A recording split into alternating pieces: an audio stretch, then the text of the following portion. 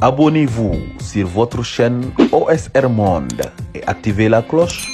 pour ne rater aucune de nos prochaines vidéos. li ñuy njëkk ak di ko njëkk a def mooy dañuy njëkk a wax suñu frère ak compatriotes sénégalais yi nekkoon sur le terrain tey gàcce ngaalaama di leen wax jàngeen jëf di ñaan suñu borom wàcce kaaraangeeb sangab Sëriñ Tuubaa si seen kaw waaw jaatu naf sa fi saa di samedi googu Sëriñ Tuubaa di wax yal na suñu borom dugal leen si foofu muy kaaraange koo xam ne day ba faaw doo leen fa jug li ñuy njëkk rek moom mooy pour xamal leen ni stratégie bi ngeen jël tey dégg nañu Mansour Faye jëli demoon ngeen këram dégg nañu ñi tamit tey soo xoolee Diaobé Colobane nii sànq vidéo bi laa ko jot am na beneen dëkk bu ñu ma gisee bu ñu ma wan Popenguine ni ñi ngeen taxawee dégg naa dafa mel ne Tamba wala Kaffrine tamit Thiès tamit ñu ngi doon yëngal mais Mansour Faye jëli ngeen ko yooyu yëpp day wane stratégie fi ñu toll nii bu leen tay ndaxte Macky Sall ko xam fi mu ko teg calendrier mooy 3 jours ngeen di kaas dem tëddi sénégalais day wax du eggale am na ab bërëb mais amul à longue durée dama bëgg rek ngeen fàttaliku leen algériens yi ay naar lañu ay naar égyptiens yi ay métis naar lañu ak leneen yéen ay nit ñu ñuul ngeen dañ leen yàgg noot te noot googu xam ngeen lañ ngeen si war a fàttaliku la moo tax mu yàgg li ñu bëgg jàmm xool leen xeetu nit ko ñuul gi ñuy tuddee Haïti bi ñuy njëkkee nangu xeex ñoo njëkk am indépendance si esclavage gis nga jàmm gii gis naa ñuy def ay vidéo naan Sëñ Tuubaa nee na garabu finna foo ko jëmbat ker ga doo fa dalloog yooyu yëpp ay manipulation la gis nga garabu finna soo ko jëmbatee dem daf dul sax ndaxte kenn du ko arrosé kon Sëñ Tuubaa su ay waxam day tegu Sëñ Tuubaa lu muy wax da ngay xam ne lii soo ko déggee xam ne waxi bi Sëñ Tuubaa la dégg fitna suñu borom suy defar day nëw ku yàq balaa may dugg nag tey si stratégie yii ngeen xam ne def ngeen ko te résultat yi ngeen tàmbale ko gis te mu am loo xam ne dañ ko war a def fi mu toll nii muy réponse à l'appel de Y'en a marre pour ces 3 jours d'action muy le lundi le mardi et le mercredi stratégie yi mi ñu leen jox amaana am na ñu ëpp xam-xam gën ñu ko mun nekk Sénégal mais situation may leen ñu mën ko wax moo tax ñu leen di accompagner pour mun a fexe ba direction yi gis ngeen li ngeen jot a go fi def démb fi ñu toll nii gaañ fi ñu toll nii passeport diplomatique day jéem a xool loo tax xoolal résultat bu li dàqagum mooy fi ñu toll nii demee lundi bii di ngeen gis ay ambassades yu joxe ay notes interdire si site ambassade interdire seen ressortissants ñëw Sénégal déjà loolu une victoire la par rapport à l'opinion internationale. sànq yónnee nañ ma Delta je ne sais pas si c'est confirmé gaañ am na kenn ko bindaat ne si reprendre nañu seen vol annulé xam nga suñu objectif vidéo mooy lan ñu isoler Macky Sall à l'intérieur de son organisation politique à l'intérieur de l'arène politique ba noppi isoler ko sur à l'international mais balaa ma siy dugg dafa am lu may njëkk damay wax Sénégalais yi yëpp képp koo xamoon ne waxoon nga ma bi Idrissa Seck di ñëw naan murit la kii naafiq la waxul dëgg may yëkkati sama loxo sa kaw ne yaay ngeen ma man ab jullit laa su ma daanoo damay daanu du ma rëy du ma gis sam bopp dama ni tàmbali daa wax la ko si Badou Kébé ak Mamadou Seck ba nekk États-Unis Badou Kébé sama jarbaat ñëpp newoon na ma Idrissa Seck naafiq ndax ma ni leen Idrissa Seck mii jox leen ko chance ndegam jox na boppam Sëriñ Tuubaa di jàng xas di amaan ak ki ma ko gisal mu koy àndal sëñ Moussa Nawel nga xam ni kenn xamewu ko si lenn lu dul jom ak liggéey ak dëggu amaana Idrissa Seck mii yàlla dina ko jaarale si jëbbalam gi ba soppi ko man xamoon naa ni ku bon la woon di jiitu muy def loolu ak li mu def Wàdd ak fa mu jaar ak li mu jaax see tënk bi yëpp waaye jàppoon naa ne loo bon soo ñëwee Sëriñ Tuubaa di nga am valeur boo xam ne intransigeante la muy une constante mooy lan sa kàddu say engagement sa bëgg-bëgg mu doon loo xam ne intransigeable dafay doon loo xam ne dafay am une constante kii nag tey déclaration bu mu def nii démb loo xam ne dama noo woon def vidéo mais bu Félix Antoine Diome génnee di tiital nit ñi laa def vidéo bu xamal ni nit ñi yi muy wax c'est eux les terroristes heure bu kenn si ñoom génnee def gën leen yokkat soo leen seddalee dañ leen di gën a may fit dañoo tiit fi ñu toll nii parce que démb pression bi nga xam ne Antoine Diome am na ko Idriss Seck ce qu'il joue ci moom mooy isolement wu Macky Sall bi commencé nga xam ne au sein de son parti nit ñi il commence fi mu toll nii il faut ñu defay yër leen si ñi nga xam dañoo mer daf leen war si biir parti bi il faut ñooñu ñu may leen fit ñu mun ko lâcher ñu isolé ko si partem bu noppi isolé ko si opinion internationale donc di soog a dal si koom jekkali ko faw ñu jekkali ko Macky Sall suñu rëccee moom ku mu mës a jekku rëccoo ko kon bu mu ñu rëcc tey bii ku munta wax gis nga jàmm moo ñu teg si àdduna bi ñu doon ay jàmm pendant des siècles et des siècles parce que loo wax ñu nañ teg yàlla nañu muñ Idrissa Seck moo gën a doomeeram Macky Sall li mu doon wax si Serigne Touba ay kàcca ki fen ak naafiq képp la nax la ñu def ngir Serigne Touba waaye nangu nañ ko nag suñ Fall newoon na nañu nangu ñu nax leen si Serigne Touba waaye nag xoolal naxoo Serigne Touba Wade xawoon naa jaxla si action bu mu defoon si élection yi loo jàppalewul kenn mais li mu defoon ak ay dëgg yow ku la jox réew yow daggitu Macky Sall sa moo la gën yow Idrissa Seck wax lu tax parce que Macky Sall ab jaayurub yéeférub naafiq tàppetu buqat la boo xam ne français yi dañoo nekk si kawam teg ko ay menaces ak lobby yi fii français yi fii lobby yi la mu sàccoon lañ ko njëkk a menacé ne ko li nga sàcc bi ngay doon premier ministre ak ministre soo dof la ak sa kër yi nga jënd États-Unis dañ la koy génne Sénégalais yi dal sa kaw mbawaat jàpp la il faut nga def suñu dil ak yeneen photo kii yeneen ñu am si moom français yi ñeneen ñëw ne ko dañuy déstabiliser Sénégal yàq ko comme Mali ak ñu leen dëkk yi mu mel na bokkat topp leen kooku xamul jaayir la amul fit yow nag da nga am fit am xam-xam ba noppi nag dinaa fiq boo xam ne sa xam-xam gi yëpp jaxase ak rambaaj nga ko nekkee yow Idrissa Seck yow ku bon ko bàkkeeb Cheikh Ibra soo yaakaaree ni am nga dara Serigne Touba yow tey la Cheikh Ibra génn Serigne Touba buur bu jéng ak buy noot ak buy tooñ du ànd ak yow wax naa leen ko nee naa leen ak nit kam yéen du ma non dégg naa ñu naan Macky Sall dafa yónnee sëñ bi tëj ko bi ba leen koy wax nee naa la matul 40 jours ma nii la xoolal ak wilaaya lu mu rëy bal ba tàq na ku am basirul xal bi rocc nañu siru bi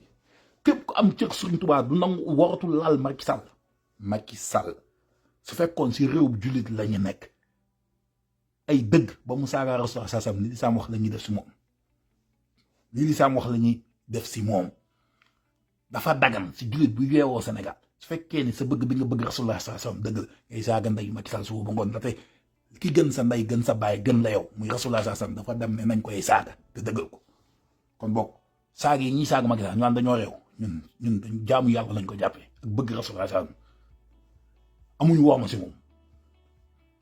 léegi nag fi mu bëgg dem mooy du ma perdre sama temps si Idrissa Seck dama bëggoon wax ñi may waxoon ni Idrissa Seck naafiq la murid bi woote dëgg am ngeen dëgg yaay ngeen ma c'est un imbécile d'hypocrite il est pire que Macky Sall yéen nag waa Thiès laay waxal tey gaa ñi dem nañ kër Mansour Faye ndax waa Diaobé gis ngeen nañu def waa Popenguine gis ngeen nañu def Colobane tey xoolal nañu def dama ni Thiès Cheikh Ibrahima Fall moom la tànnaloon boppam balaay Serigne Touba di ko wóolu Njaaréem yéen waa Thiès yàgg nañ leen yi nax Idrissa Seck di leen utiliser di leen foowee te da ngeen xamul ni bi mu leen foowee ba noppi la mu def si patrimoine loolu seen alal la patrimoine bi la mu fa def la nekk si patrimoine bi si yéen seen alal la nangu ju leen ko delloo ko askan bi xamal ko ni yéen gëmoo leen ko yéen réew mi ngeen gëm yéen seen deret ngeen gëm seen askan ngeen gëm stratégie bi ñuy teg démb bu mu soppeeku képp koo xam ne député la wala ministre la c'est un ténor de ce régime nga xam ni lii Macky Sall di def da nga ko si doon dooleel na ko waa koñ ba mu nekkal ñii waa Colobane ak waa Ndar def nañu dem jëli lam leen yoreel seen alal la waaw balaa may jàll nag di jëm si Y'en a marre seen li ñuy waajal damay wax ni policiers yi nga xam ne tey yenn si policiers yi nga xam ne ak gendarme yi bi ñu jënoog peuple bi am nañu retenu taxaw def barrière bañ a dal si pësi ñu ngi leen di remercier ndaxte ñii ngeen ko defal seeni rakk lañ xeex bi ñuy xeex yéen la ñuy xeexal ndaxte yéen yaa leen war a dem liggéey yor leen fay seen njàng kon soo leen di dóor ñooñu yéen dafa mel ne seeni bopp ngeen di dagg ndaxte xeex bi pour seen avenir la pour seen salaire la pour votre retraite la pour votre couverture maladie pour ak santé la kon vous la police la gendarmerie yéen ak ñun nii la vous n'avez pas le droit de tirer sur des citoyens simples qui demandent une seule chose, exprimer leur colère par une voie démocratique. li xew bëkki dem bu buntu RTS bi ngeen taxawee ànd am digne am respect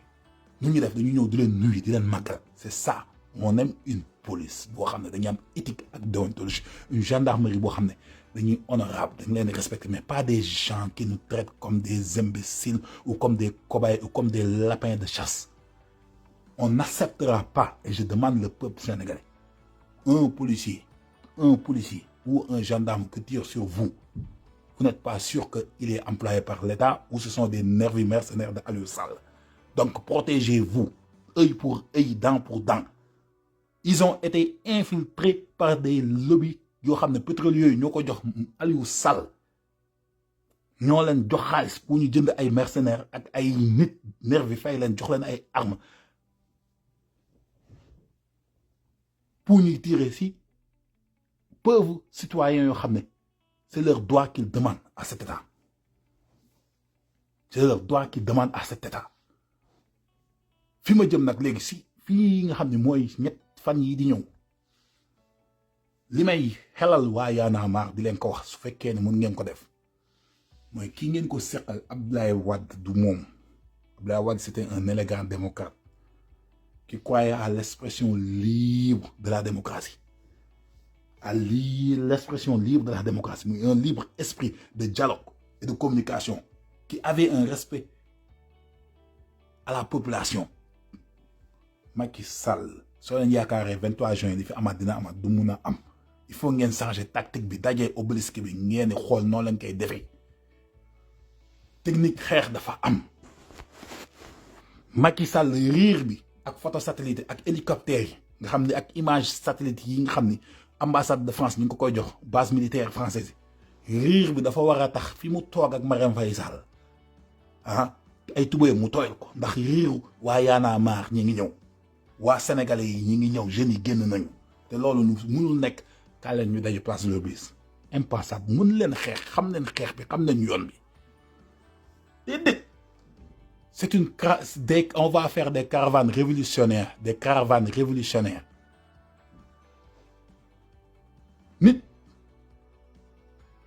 nit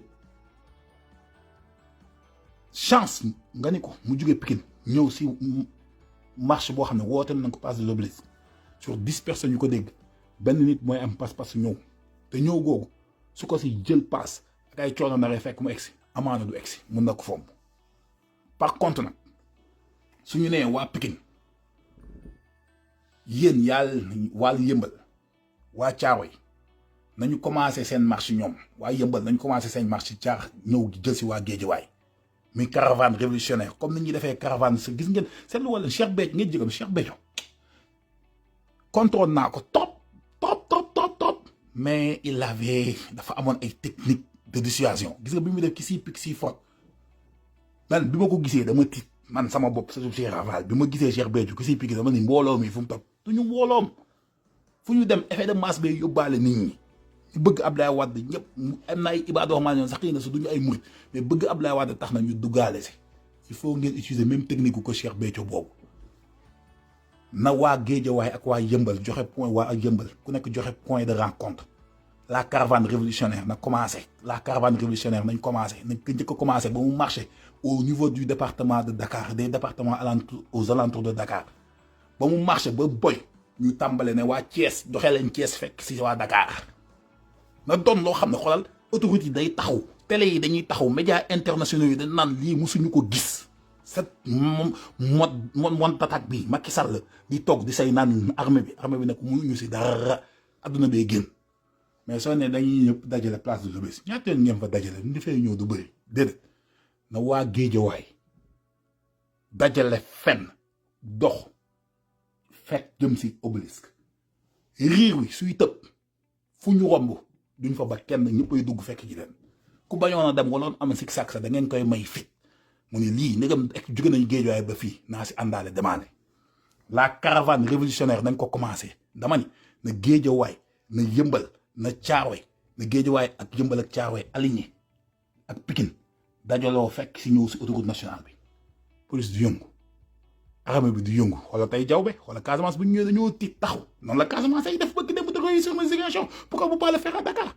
On doit être stratégique des stratèges il faut que Macky Sall intimidation bi di riir mu koy dégg te duñu ñoogu ñu xamal ñu ko suñu excès da ngay doon lay doom jekkali lan lay def Macky Sall tapet la Sonko bàyyi xelam ay pexem day bëri fit wi ngeen di naawal Marème Faye amul contrôle de self jigéen bu tàng xol la day tiit doo ma am yow doo jóg tàmbale ki ni gis xol yow doo koy tàmbale waxi Marème Faye day jànnaxe du xolal day taxal mi yoon ne ko génn nañ génn dëkk bi moo tax mani Caaroy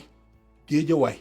Pikine Yëmbal la caravane révolutionnaire na commencé dëkk bi gën a sori Dakar ànd ak mbooloo mi ñuy daw Macky da ngay génn Macky da ngay génn Macky da ngay dem Macky da ngay dem Macky da ngay dem Macky da ngay dem ñu tàmbalee di jël tëgg yi nag xiin yeeg yëpp bokk si fekk si di jël suñu waa Yëmbal ñëwee ba Caaroy jël waa Caaroy ak Géejawaay waa Géejawaay ñu ànd loolu jël si waa Pikine su ko waa Castor gisee ñëpp bay génn ànd si te balaa ngeen egg si Dakar 1 million de personnes fekk dem waa Parcelles jël si waa Patte d'Oie jël si waa Grand Yoff wàccee si Kër Xaadim ñëw Liberté 6 ñëw Gédo fekk ñaari tali tey ba bandi tey ba rek Grand Dakar yi dajaloo ñu jubale Obélisque su boobaa dara duñ ko fa fekk xolal Macky Sall pale lañ koy fekk loqati juko il faut Y'en a marre réfléchissez à cette stratégie il faut une caravane révolutionnaire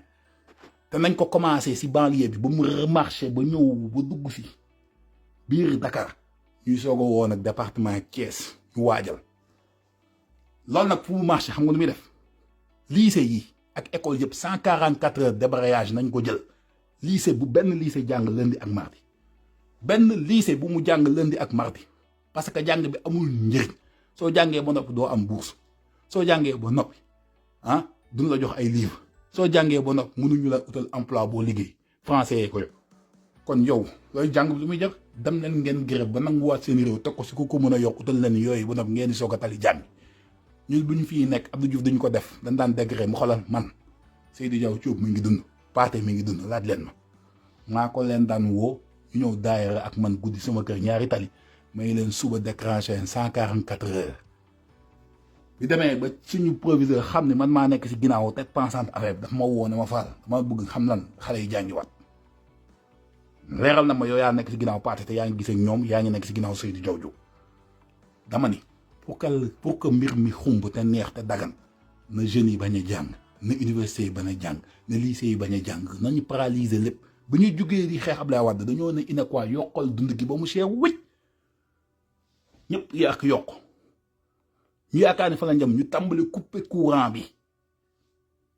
dama ni dañoo war am ab ma dem ba soq bis bu nekk biir Senelec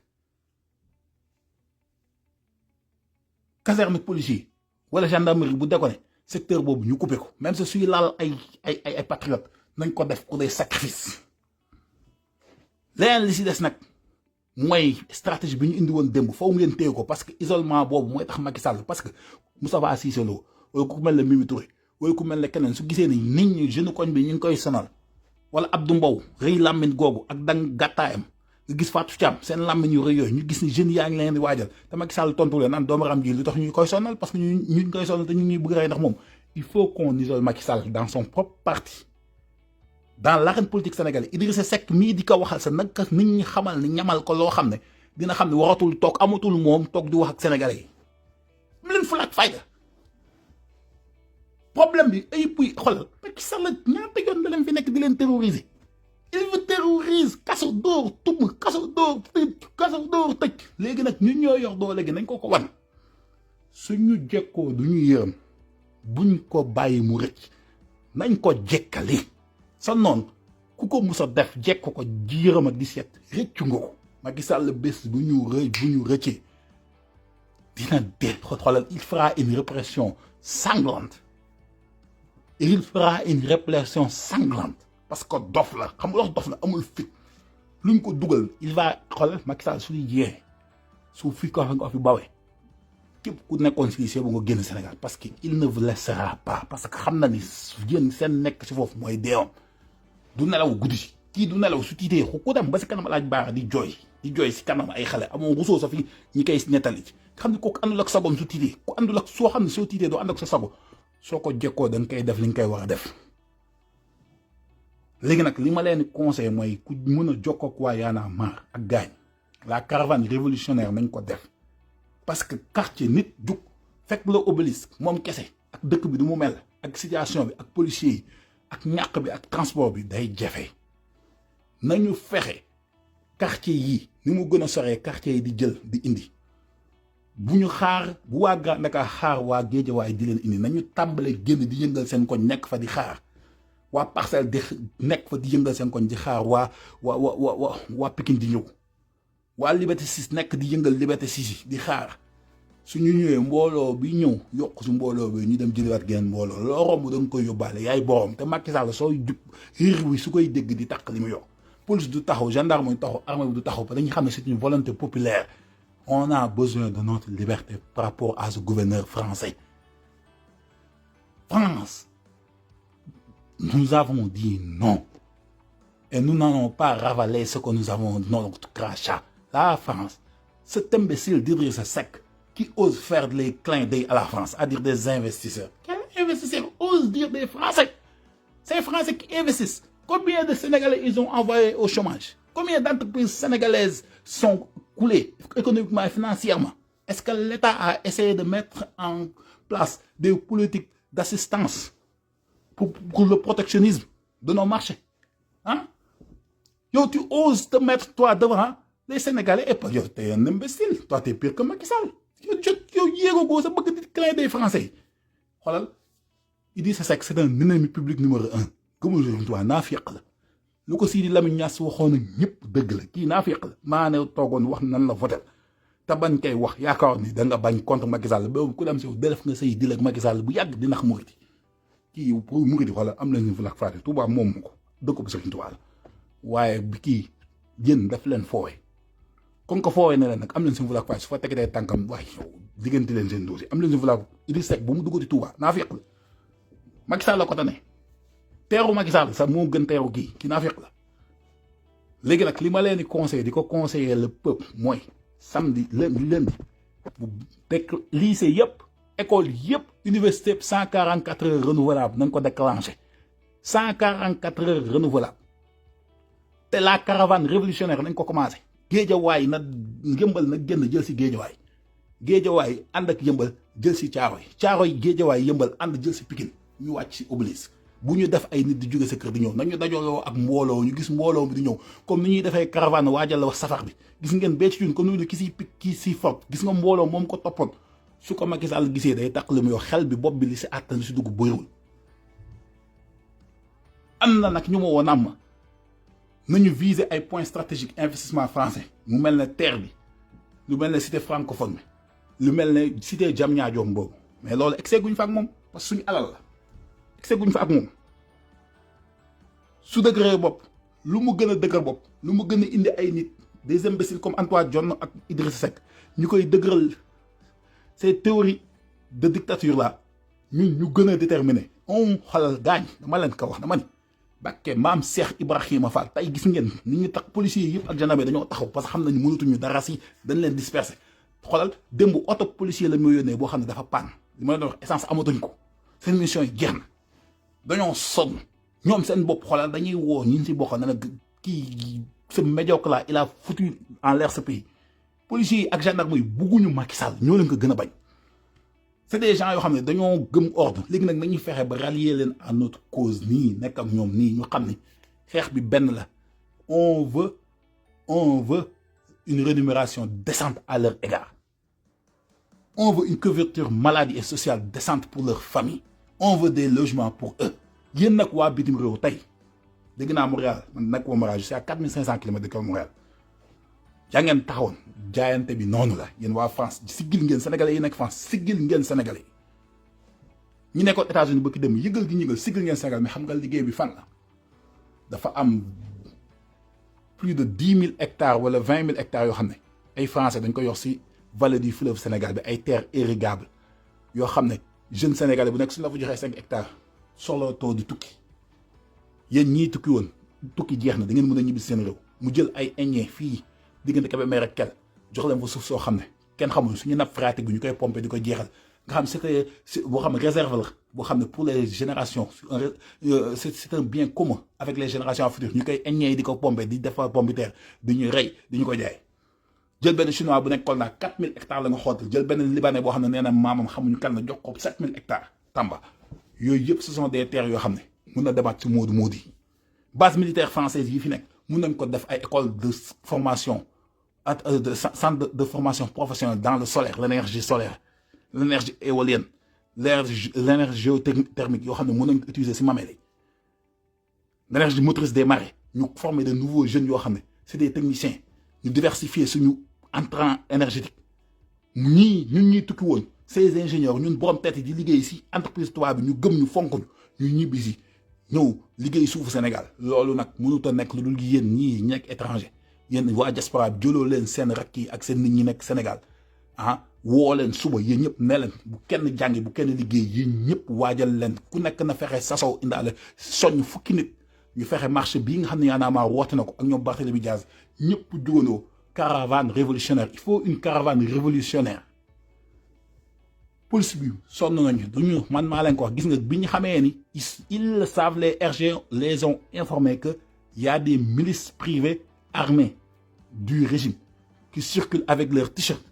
depuis lors ñoom ils veulent se distinguer d'eux loo tax ils ont eu la retenue aujourd'hui léegi nag ku tiire na ngeen xam ne wéyu la bandi la rey leen ko dama ni li ma wax ku leen tiire seen kaw pour rey leen du policier dafa sol pour policier bandi la rey leen ko ku leen tiire seen kaw ce sont des nervis et des mercenaires employés par Aliou Sall ne le laissez pas vivant s'il tue un jeune dans votre quartier qui ne sort pas du quartier c'est un meurtrier c'est un criminel aux États-Unis Capitole bi ni jumaa Tuubaa mel si murit noonu la Capitole bi mel si démocrate yi ak si républicain yi kenn lañ fa rey te kooku lox ñu rey ko elle était suivie elle détenait des secrets stratégiques aux États-Unis elle était suivie depuis longtemps par la FBI depuis bi mu ñëwee la veille à Washington lañ ko signalé police Capitole bi nekk elle est dans les arbres géolocalisation la nga def fépp fu mu buusi États-Unis xam na jour boobu Washington xam nañ ko bi mu tëbee bu dugg gaañ xam nañ ñu dugg si na Capitole te weddiwuma sax est-ce que sax dugal ñu ji ay GPS ay affaire am kon ñooñu kenn rek lañ fa def bavure gisoo fa keneen ku ñu fa dóor direct tour fa gaañu fa au contraire ñi de manifestants ñoo gaañ ay policiers ñu am retenu aux États-Unis ñu am retenu te nga xam ne soo yëngoo dañ lay dóor bal yéen si ay policiers sénégalais ñun ñu leen di xeexal yéen seen futur doom seen futur jarbaat ak seen gendarme yooyu ngeen ñuy dóor dañuy dóor ay bal fetal mais gaañi soyez des nandite waay nekk leen ay nit waay grand frère yéen da ngeen ñëw war a jàppale ñu ànd xam ne xeex bi ñoo ko bokk soo leen dóorul nit ñi yàq-yàq du am lii di tax jeunes yi di révolté wu di sànni xeex seen comportement répressif la ñuy répondre à cette violence et il faut arrêter ça et Macky Sall seen xam na ni soo leen répression su amul la masse nit ñi dañuy am fit gën a boole te suñu gën a boole moom day dem yéen da ngeen bëgg Macky Sall toog wala da ngeen bëgg dem vous voulez être des esclaves de la France vous la police sénégalaise la gendarmerie sénégalaise waaye soyez des gens fiers là on veut notre souveraineté. On veut sortir les bases militaires françaises du Sénégal. On veut sortir les enseignes françaises du Sénégal. On veut avoir un Sénégal souverain. Notre protectionnisme, protéger nos entrepreneurs, nos investisseurs, protéger le vendeur de légumes, qui ne soit pas envahi par des légumes marocains ou des légumes étrangers. Donc, nous, on a droit à avoir une économie florissante. Et cela ne peut que se passer par les Sénégalais et leur détermination. C'est ce qu'on a besoin. Et vous, j'appelle les Sénégalais Y'en a marre daal woote gi ñu woote su école bi suñu jàngee dina fay suñu fi nekkee di xaar ay benn nañu dajalew koñ yu nekk koñ bu nekk marché fekk ji waa Y'en a marre bu ñu jël nañu dajale nañu def ay point de rencontre si dëkk suba na waa Y'en a marre pour tas ko si groupe bi ñu def ay point de rencontre parcelle waa parcelle daj fekk ji waa Patte d'Oie jël si waa Grand Yoff ñu ànd marché jëm si Castor waa Castor suñu leen déggee réew bi dañuy génn ñaari tali duñ leen fa xaar nu mu tudd Taïba duñ leen fa xaar ak Grand Dakar te ñooñu fu ñu dom Gueule Tapée ba Médina dañ ko waxe ñooñu waa Rebeuss il faut ngeen jël xeex bi xam ne Wade dafa leen bàyyi woon jox leen autorisation kii du ko joxe te du ko nangu parce que xam nañu daanoom si lay jóge kon il faut ngeen changer stratégie dem jóge si mbedd bi ñuy dégg seen réer te si ça marche ici mais Casamance ba ki dem dañ ko wane Touba mais exactement Touba nu mu def ak Mbacké Touba dañoo dajale mbooloo mu rëy waa Mbacké dëgg la ñu ngi ñëw ak mbooloo kon ça marché en Casamance ça marché à Mbacké et à Touba pourquoi ça ne marchera pas à Dakar nañu mobiliser mbooloo banlieue bi ñu marché jëm si Dakar fu ñu romb jëlaale la fa nekk boole ko mbooloo bi di yokk ñu leen di gën a may fit moo gën ñuy bàyyi benn par benn stratégie yi ma leen di jox jiñ ñaa ko saa maam Cheikh Ibrahima Fall ak Serigne Touba soo leen ko defee dama ni soo leen ko defee su échec amee man maa koy assumé man góor la tey bi ngeen ko tàmbee def ñun ñëpp déggoo xoolal régime bi Idrissa Seck kay jaay Lamine bu rëy su ko booy visité demee kenn du wax su gaañi booy Thiès suñu visité Idrissa Seck demee léegi dootoo déggati kuy génnate di wax Macky Sall il faut qu'on l'isole Macky Sall il faut qu'on l'isole sur la scène politique au sein de son même parti son entité politique là il faut qu'on isole Macky Sall que personne n'ose plus comme il nous a théorisé ah bàyyi ñu suñu démocratie il faut qu'on l'isole à l'intérieur suñu ko isolé ba mu isolé wu léegi nag ñu xam ni nag dina am ay défaillants yu ñëw adhéré wu si suñu cause si biir parti à partir de foofu nag la ñuy jël nag si au plan international nag fi mu toll nii nag fekk ju ko pare la pression va être xoolal de l'intérieur et de l'extérieur actuellement nag la pression est de l'extérieur parce que des notes diplomatiques à partir de la semaine prochaine dina ambassade yu ko génne pour interdire ay nit seen ressortissants def attention Dakar su génnul bu nag am na ay vol entre avions yoo xam ne doo ci nangooti dem Dakar parce que rationnement en kérosène sommatu duñ ko am léegi nag isolement international boobu su amee fi ñu toll nii tous les investisseurs pétroliers Total ak ñooñu bëggoon jël suñu gaz bii ak pétrole bi exploité ko 2021 ben dañu dof dafa yóbbu seen i ingénieurs ñu fay liggéey yàlla suy defar day noog luy yàq lii ngeen di gis muy tàq ak di yàq suñu boobu moo bëgg defar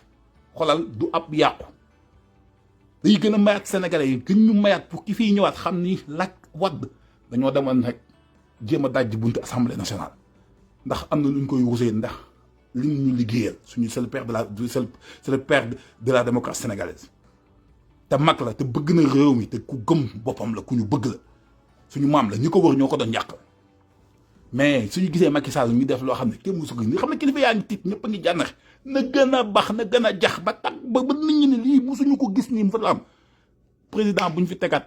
balaa muy defat yi fi Macky Sall yi dina xalaataat ñetti guddi ndakaaru Macky Sall yi ñetti guddi ndakaaru Macky Sall yi na doon altine talaata ak àllarba 144 heures décrétées renouvelables dans tous les lycées universités lycées et universités de Dakar et les écoles primaires na ñëpp génn ñu def une caravane révolutionnaire bu ñu jël benn nit jël ñaari nit di dugg karap di fekk ji waa muy anaamaara nañu dajaloo si koñ dajaloo koñ di jëli koñ di jëli koñ ku ñu romb yóbbaale suñuy exit obélisque policiers yi dañuy ànd ak ñun di yëkkati drapeau Sénégal te drapeau Sénégal yóbbu drapeau Sénégal laa bëgg muy baxi si mbedd mi mbir mi xeex la c'est la lutte qui libère c'est la lutte qui libère un peuple qui n'ose pas faire face à son destin est un lâche est un peuple lâche les États-Unis ils se sont battus Canada bi ma nekk ils se sont battus Angleterre moo doon sonal États-Unis ñu xeex ak ñoom ba rente Canada bëgg États-Unis bëgg not Canada xeex rente moom ñoom sax ñii dañoo rente rente bi fële Angleterre nañu xoolal c'est comme ça que leurs grands-pères ont libéré ces pays nous c'est comme ça que nous libérons nos pays ñun on doit laisser un legs mooy suñuy maam di fàttaliku suñuy set dañoo war a fàttaliku xeex bi dafa war a bokk si analu Sénégal Mali am nañ ko dee bambara yi di Gambie gis nga fi ñu toll bés bu ñu dof la ba Macky Sall rëcc daanuwul si lii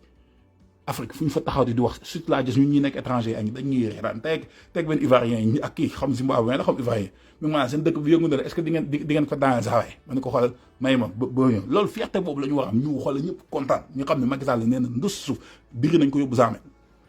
wala daw na dem xoolal mu fi ñu toll nii mënul ñëw Canada du dem France du dem États-Unis fan lay dem si dëkk naar yi parce que xam nañ foofu rek la mun dem ba Sénégal yi mais fu mu fi dem Sénégal yi dañ koy rey li mu def Sénégal yi si am na Sénégalais xam dañoo jaral na ko luñ koy fekk def ko luñ koy def dem tëdd 155 ans fierté boobu nekk si biir xoolal xam ne fajal nañu Sénégalais yi seen mer rek loolu ak liggéeyal yàlla xam ne noonu bu rasulullah saasam toj nañu lëfal ndeyam rek loolu ak liggéey yàlla saaga yi may saaga sa ndey ba nga demee France sa doomu saram ndeyam yooyu naan Charlie liberté d'expression nan rasulullah saasam na nga ko wax sa na nga saaga sa ndey ba muy mujj dugg suuf su may sukkuraat sa saaga sa ndey laay sukkuraatee dooma raam gi nu gën sa ndey gën sa baay ñu dàq ñu leeram moom lañ rasulullah saasam leeram moom lañ sàkkee lépp luy mu def ngay dem di dëggal loolu yaay naa fekk bon ba wax kilifa diine ma loolu fa la bàyyee kilifa diine buy mas a jot dama koy jëpp ma naan kii est-ce que gëm na yenent bi soo bëggee rasulullah saasam ni Sëriñ Tuubaa bëggee ku bañ rasulullah saasam dañ koy bañ yenent kii bëggul yenent bi fexe yi muy fexeel axwaan ba ci dem benn sëriñ ñi daara ñu fekk ko duma yu métti ñoom ñëpp ñu mel ne ginaar yi tawte yéen su ay soon fi nekkoon ay Sëriñ Tuubaa su ma la ay Sëriñ Tuubaa su noppi woon rek xoolal Joseph lay ngeen di tudd yéen sëriñ si ñëpp Sëriñ Tuubaa daa am fi de Sëriñ Tuubaa daa toog sa biir biro Ndar joxoñ tubaab bi xamal ko ne xoolal yàllaa fi nekk tubaab ba ay kanoom la yoroon ak gayndeem ak i jaasim yéen ma gisal lu mu yor biir bu réer rek ak ay gendarme yu koy tiital ngeen di wax ngeen non Serigne Touba su may xool Serigne si léegi damay xool di gën a bëgg xam ne Serigne Touba kenn du moom fit wi mu doxee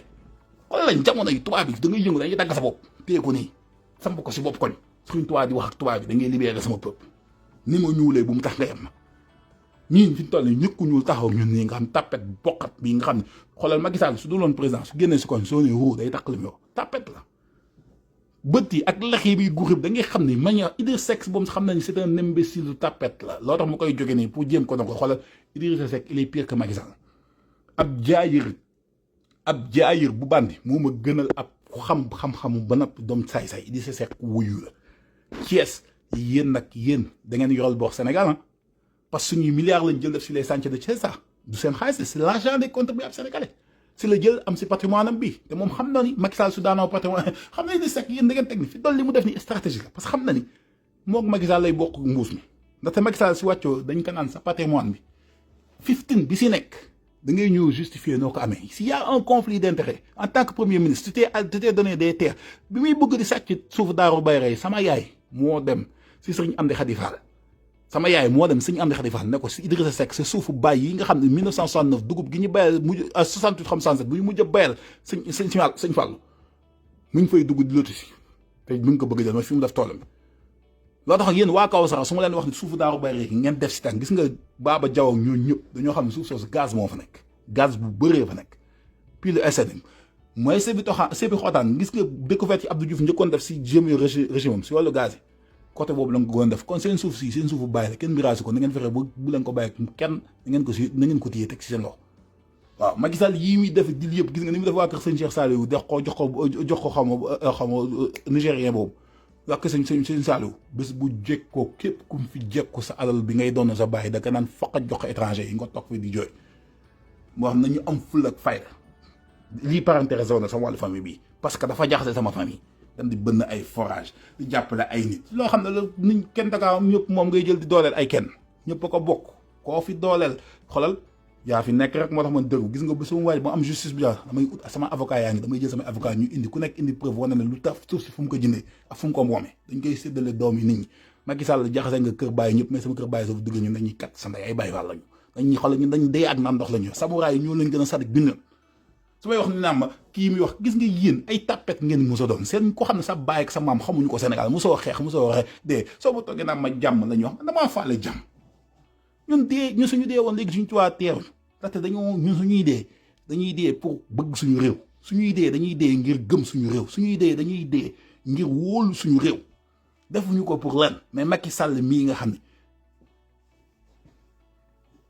ana terre bi 3000 milliards CFA mu jël jox ko français yi ñaata autoroute dafa jël tabax ko fi te yëpp ay entreprise française kenn xamul marché yi coût yan lañ ko facturé kenn xamul ni coût la ko facturé bëkk den jën 10 000 tonnes par an yi xaw ma mu jël signé contrat boobu ñaata mareyeurs sénégalais ñooy dem chômage ñaata jigéen yu doon defal ceecax ñooy dem chômage ñaata joolaa yu nekk di napp ñooy dem chômage ñaata conflit bilatéraux la mën a indi ci diggante ak Mauritanie ay pêcheurs sénégalais di fa dem ndax amuñu ay jën ndaxte ñii napp nañu suñu jën ñu leen rey ñu indi ay problème kii dafay dem bay jël ay décisions yu indi ay problème stratégique géopolitique suñu diggante ak yeneen suñu pays limitrophes ba pare su ma toogee ñu naan man naa bàyyi nañu bàyyi naa fekk gi jàmm ki koy wut mooy kii nga xam ne dafay nangu wax dëgg ak tegu si dëgg te Macky Sall nekkul si dëgg te kilifa bu jug taxaw wax ko dëgg di si Abdou Lahad daan def ak sama baay Abdou Aziz Sy Dabakh Malick amul ak seen Cheikh Tidiane Al Maktoum nañu wax kii dëgg mooy xam nga mooy lan na kilifa yi génn roy na sa imam ba sa Mali te seen maamam du Mbàkke maamam du si maamam du neneen roy na moom am fit ne Macky Sall réew mi joxe ko suñuy maam dañ fee liggéey jàmm lañ fi bëgg génnal ñoo la faloon faluñu la ndaw ñu bëggatuñu te ndaw mooy moom ñooy prendre la relève ndaw ñi nee nañu doy na te ñun léegi ñu dem jeexal ñoom lañ fi desel kon may leen baleen seen réew ñu tànn keneen na kilifa gu am fit wax ak moom loolu lay xam kan la nañu am fit si Macky Sall nañ ko wax dëgg xeex na l'islam kanop l'islam yi xeex na ko jaxase na bi fi njëkkee ñëw bëgg jaxase tijaan ak murid la bëgg def yooyu ñun weesu nañ ko ñoo xam ne ñoo bokk même maam bi même genn gaño gi maam maaram nga bëgg ñoo tabax fii di wane ne ay wujjale yëfi naafiq ñu dañ ko dal ñun lu ñu am dañoo woon jël dem yóbbu Tiwaawan defar ba mu rafet parce que su amee sagub l'islam la suñu am ñun lu ñu am dañuy yóbbu Popenguine jox chrétiens yi defar ba ñu rafet ndaxte lu ñu am sagu jullit yi la comme on est avec nos frères chrétiens au Sénégal man c'est ma plus grande fierté à l'étranger su may wax ba nit ñi laaj ma comment ça se fait mais ñun les minorités on célèbre leur fête ils célèbrent nos fêtes il y a pas de barrage ou de frontière entre nous et les minorités ñun loolu suñu richesse mu bëgg ñëw jaxase yépp indi ethnicisme jël sama mbokki maamu pëli teg si ko ñu nañu ballu bon loolu nga kii li mu bëgg def si négativité ñëpp ànd ko si ñëpp noppi nañ ko xeex Macky Sall lundi lii Y'en a marre di wax nañu décréter grève illimitée fépp bu kenn jàngati nañu dajaloo koñ ba koñ dajaloo koñ ba ko wii gën a sori Dakar jël si ko ñu ànd ak koñ ba gën a jóge Dakar dem fekk ji ko Macky Sall dañu téye gendarme xam na li ñu ko wax gendarme yi ak RG yi ils ont des informations que Aliou Sall a recruté des nervis et des mercenaires équipés avec des armes et des t-shirts en enseigne de la police donc ñoom ils veulent se distinguer moo tax tey ñu am retenue te xam nañ yéen amaat retenue parce que xamuñu kuy rey ak kuy tiir yéen ak vous le peuple qui tire sur vous c'est un criminel œil pour œil dent pour dent ñi ma wax nag nañu laq ji salon francophonie ba wala nañu laq ji terre bi wala nañ laq cité Diamniadio yooyu taluguñ ko duñ fa egg ak moom le peuple bi déterminé balaay mercredi Y'en a marre bàyyi mercredi la waa ji mercredi waru ko fi fekk te li ma leen wax caravane révolutionnaire Barthélemy Diaz Karim na tas caravane révolutionnaire na waa yëmbal jël si géejawaay jël si caaro yi ñu ànd ak yëmbal ñëw fekk si Pikine wàcc si autoroute bi na waa parcelle cité parcelle yi dajaloo parcelle ba gën a sori unité 19 unité ba gën a sori ñëw fekk si unité 3 ñoom ñëpp ñëw fekk si ba Patte d'Oie ñu ànd ak waa Patte d'Oie jël si Grand Yoff fekk si Castor fekk waa ñaari tali ak Liberté 6 di leen xaar ñu war a dem jël Centenaire ak Médina xool ndax Macky Sall attan na mbooloo moom teg leen ko xeex bi foofu la caravane révolutionnaire Macky Sall ñetti fan lañ ko may mercredi bu mu ko fi fekk su ko fi fekkee Sonko day dee man li may wax li leer daal su ko fi fekkee lu ñu mun a def Sonko parce que Sonko génnaatam du am il s'en fiche nag de l'op kii amul faalewul opinion internationale il s'en fiche il veut instaurer la dictature avec un Idrissa Seck un voyou de subordonné naafeq boo xam ne xam nañ suy wàcc ñu koy jàpp alal gi nga am sanko amoo toog teg axwaan toog justifié ne li nekk lii contrat bi la am en tant que sama cabinet de consultant lii si $1 million lañ ma fay suuf si li ma ko jëndee gi nii sàcc nga ab sàcc nga ab fenkat nga da nga war ak nax murid te Macky Sall la gën te Macky Sall lu ko bon moom ab yéefar jaay franc-maçon yi jël note la yow nag sab xel ab sab kàccoor nga bëgg a dajale pour nax murid te ñama waxoon ñëpp naa la moytu man dama la def bénéfice du doute ne tuub na nañ ko may buntub njëggal waaye nag yow jaam nga mos a doon te dootoo mos a soppeeku si doon jaam te soo yaakaar ne lii dina la jig dafa fekk waa Thiès a ñàkk fayda waa Thiès a 88 bi Abdou Diouf defee li muy def Abdoulaye yéen yaa ngi ko faj lii fajal la nga seen bopp dëkk yëpp ba Diaobé Kaffrine Tamba dëkk yëpp jug nañu su dëkk bu juutuwul dëkk bu jugul yow waxkat nga li leen Touba waxoon si référendum bi ne non ak Casamance ne non yéen da ngeen waroon am fulaak fayda non wii boobu ngeen waxoon ngeen fajal ko seen bopp ren xam ne da ngeen defoon erreur problème bi ñu am yéen ñaa leen ñu si dugal tey jii coow li Casamance ak Touba wasu woon bokk parce que dañ ne woon non si référendum yéen ñii si ñëwoon wii yaa jug war a xeex bi ñun xeex nañu référendum ba ñuy xeex kon nag gore leen képp koo xam ne mi ngi si régime bi isolé leen Macky Sall ak basam dagg leen les racines du mal sur cette table du mal isolé leen Macky Sall ak basam Macky Sall isolé leen ko ak basam que sa base n'ose plus faire des déclarations ni Idrissa Seck def après xoolal Félix Antoine Diome ak Idrissa Seck fit wi ñu am bu ko nit amati di gën di wax ak Sénégalais ils ne sont pas légitimes ils n'ont pas ce droit de nous adresser la parole parce que ce sont des ailes de couillons de mafiosos de médiocres yoo xam ne ils vivent des deniers publics avec leur malgouvernance malsaine donc c'est au peuple de leur imposer le silence imposer ces gens le silence waaw kon ñu ngi sant bu baax ñaan Sëriñ Tuubaa nag nangu ñu liggéey bi te fu ñu mën a egg rek ñaan nañ ko aar sa sàmmal ñëpp jërëjëf. Abonnez-vous sur votre chaîne OSR Monde et activez la cloche pour ne rater aucune de nos prochaines vidéos.